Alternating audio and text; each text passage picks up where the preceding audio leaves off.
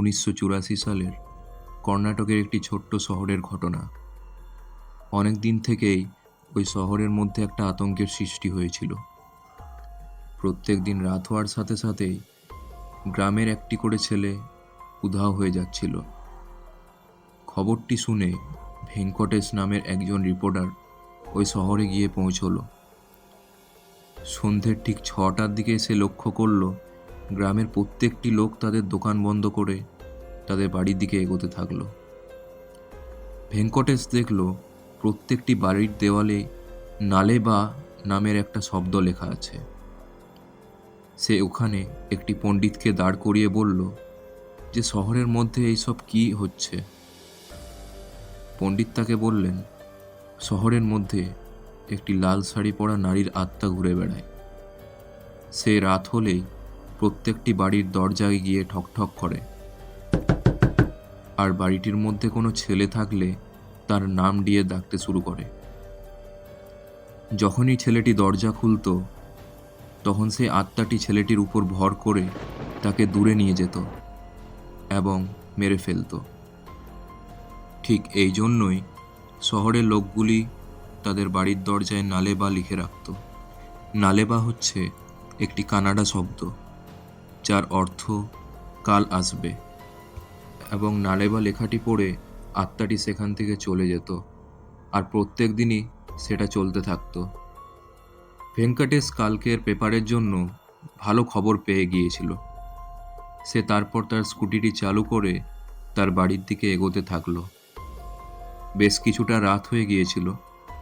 ভেঙ্কটেশ সে শহরের মধ্যে একটা জঙ্গল দিয়ে যাচ্ছিল। হঠাৎ স্কুটির টায়ার পাংচার হয়ে গেল। আশেপাশে কেউই ছিল না। শহরের লোকগুলি সবাই নিজের বাড়িতে চলে গিয়েছিল।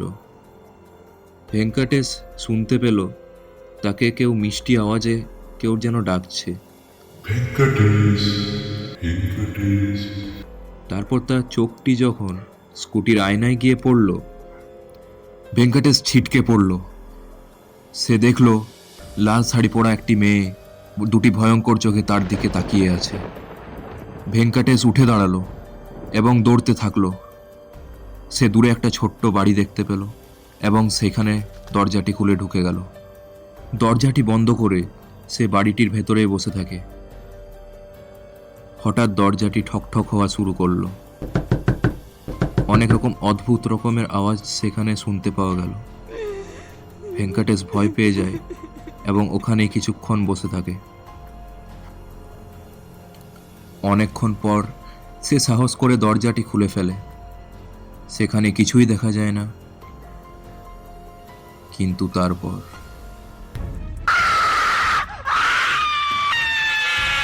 সকালে ভেঙ্কটেশ সে বাড়িটির মধ্যে অজ্ঞান হয়ে পড়েছিল। সেই দিন থেকে আজকের দিন পর্যন্ত ভেঙ্কটেশ বুঝতে পারেনি যে তার সাথে সেদিন কি হয়েছিল।